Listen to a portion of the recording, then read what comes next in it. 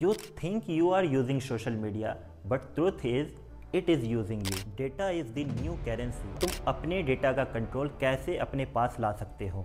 AI, deep fake और social media की इस दुनिया में हम सब वल्नरेबल हैं। कैसे AI तुम्हारी सोच से पहले तुम्हारी एक आइडेंटिटी बना सकता है? एल्गोरिदम ने तुम्हारी हैबिट से ज़्यादा तुम्हारी साइकोलॉजी को हैक कर लिया है।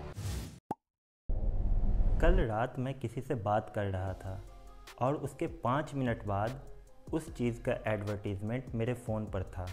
ये कोई कोइंसिडेंस नहीं था। ऐसा लग रहा था जैसे कोई मुझ पर नज़र रख रहा हो। तुम्हें क्या लगता है जो तुम इंस्टाग्राम पर देख रहे हो वो सब रियल है? तुम जो अपना डेटा ऐप्स को दे रहे हो क्या वो सिर्फ तुम तक लिमिटेड है? अगर ऐसा है तो गलत सोचते हो। बेबी डॉल आर्ची वाले केस से तो हम सब वाकिफ़ होंगे। उसकी कुछ फ़ोटोज़ उठा करके एक AI से फेक आइडेंटिटी बना दी गई और उसकी कई सारी रील्स वायरल हुई। लोग दीवाने हो गए और असली लड़की को पता तक नहीं चला कि दुनिया उसके नाम से उसे ही बेच रही है। और ये सिर्फ आर्ची के साथ नहीं हो रहा। AI, डीप फेक और सोशल मीडिया की इस दुनिया में हम सब वल्नरेबल हैं। तुम्हारा फ़ोन, तुम्हारी लोकेशन, तुम्हारी फ़ोटोज़ सब कुछ ट्रैक किया जा रहा है और सबसे ख़तरनाक बात, तुम खुद अपनी प्राइवेसी इनको गिफ्ट कर रहे हो। इस वीडियो में हम देखेंगे कैसे AI तुम्हारी सोच से पहले तुम्हारी एक आइडेंटिटी बना सकता है। बेबी डॉल आर्ची वाले केस से हम क्या सीख सकते हैं और तुम अपने डेटा का कंट्रोल कैसे अपने पास ला सकते हो। क्या तुम रेडी हो अपने ऑनलाइन लाइफ की सच्चाई जानने के लिए? तो इस वीडियो को एंड तक देखना, क्योंकि तुम्हारा अगला स्टेप डिसाइड करेगा कि तुम एक विक्टिम बनोगे या स्मार्ट डिजिटल सिटीज़न। अभी के वक्त में data is the new currency. एक वक्त था जब ऑयल को वैल्यूबल माना जाता था। दुनिया की इकॉनमी ऑयल पर टिकी हुई थी, पर अभी के टाइम पे data is more valuable than oil. Everyone need data, चाहे वो छोटा बिजनेस हो या बड़ा बिजनेस हो या पॉलिटिक्स हो या कोई आर्टिस्ट, हर जगह हर लोगों को डेटा की ज़रूरत है। उस डेटा का इस्तेमाल करके बिजनेस टारगेटेड ऑडियंस ग्रैब करती है, टारगेटेड एडवर्टीजमेंट शो करती है। Social media applications in data का इस्तेमाल करके क्रिएटिव एडिक्टिव लूप बनाती है। जब हम स्क्रॉल कर रहे होते हैं तो हमें वही चीज़ दिखाई जाती है जो हमें पसंद आती है और हम एडिक्टिव होते जाते हैं। हमें आदत सी लग जाती है, फ़ोन छोड़ने का मन नहीं करता है। और इस डेटा की मदद से इन लोगों का बिजनेस 100x टाइम बूम कर जाता है। दूसरी चीज़ AI से तो हम सब वाकिफ़ होंगे, पर क्या हमें पता है AI के लिए डाटा किस तरह काम करता है? एक डेटा AI के लिए फूड का काम करता है। जैसे हमें भूख लगती है, हम एनर्जी के लिए खाना खाते हैं, वैसे AI को अपने मॉडल को ट्रेन करने के लिए डेटा की ज़रूरत पड़ती है। और एक दो डेटा नहीं, वहाँ पर ट्रिलियंस ऑफ डेटाज़ की ज़रूरत होती है। अब तुम सोच रहे होगे कि ये डेटा AI मॉडल्स ट्रेन करने के लिए आता कहाँ से है? तो ये एक अच्छा सवाल है। बात यहीं पे नहीं रुकती। इन डेटाज़ का इस्तेमाल करके पब्लिक ओपिनियन तक शेप किया जाता है, पब्लिक को मैनिपुलेट किया जाता है, सोसाइटी को मैनिपुलेट किया जाता है, इलेक्शन के टाइम पे नैरेटिव चलाया जाता है, सब इन डेटाज़ का इस्तेमाल करके। अभी हाल फिलहाल के क्लियर व्यू AI और कैम्ब्रिज एनालिटिक्स वाले केस से तो तुम वाकिफ़ ही होगे। कैसे उन्होंने बिना कंसेंट के हमारा ट्रिलियंस ऑफ डेटा यूज़ करके बहुत सारे जगहों पर इलेक्शन के टाइम ओपिनियन शेप किया। और सबसे अहम चीज़, वो उस डेटा को बिना कंसेंट के इस्तेमाल कर रहे थे। हर जगह पे हमारा डेटा बिना कंसेंट के इस्तेमाल किया जा रहा था और हमें पता तक नहीं था। अभी के टाइम पे data is like oxygen, it is invisible but essential. In a world dominated by social media and AI, those who control data control influence, business and even the truth. अब सबसे मेन सवाल ये है कि इतने सारे datas companies लाती कहाँ से हैं? तो इसका सिंपल सा जवाब है, ये डेटा हमसे ही कलेक्ट करती है। Every click, like, share, comment, ये सब एक डेटा जनरेट करता है। इवन कि हम कितनी देर फ़ोन पे स्क्रॉल करते हैं, फ़ोन हमारा कितनी देर वेकअप रहता है या कितनी देर स्लिप कर रहा होता है, ये भी एक इसेंशियल डेटा है।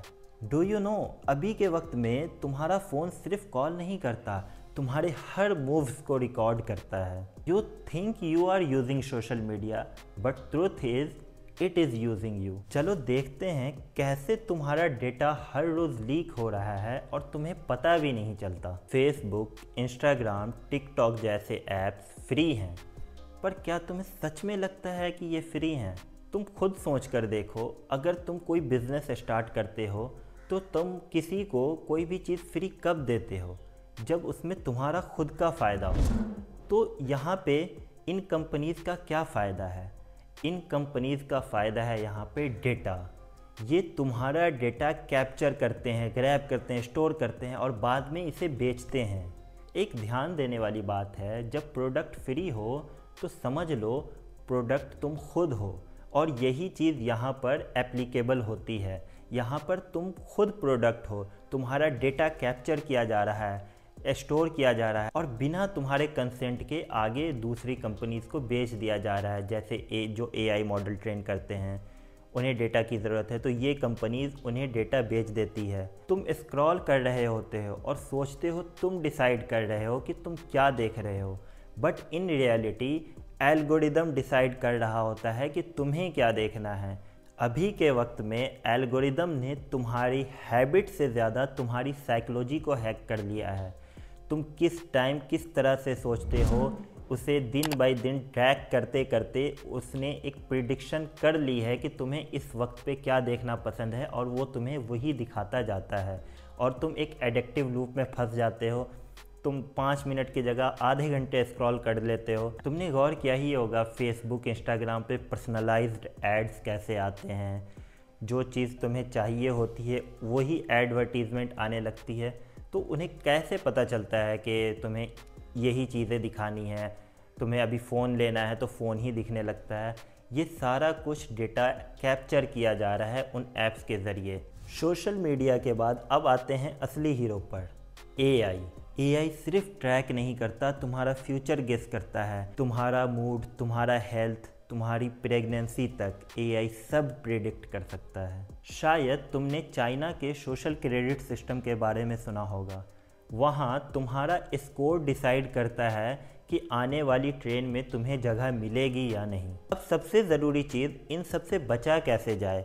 तो इन सब से बचने के लिए हमें सबसे पहले समझना होगा कि ये कंपनीज़, ये AI हमारा डाटा कैप्चर किस तरह से कर रही है। तो तुम्हारा सबसे ज़्यादा डेटा जो है तुम्हारा फ़ोन, जो तुम्हारे साथ अभी के वक्त में तो 24 घंटे होता है, वो कैप्चर कर रहा होता है। अब फ़ोन कैसे डेटा कैप्चर कर रहा होता है?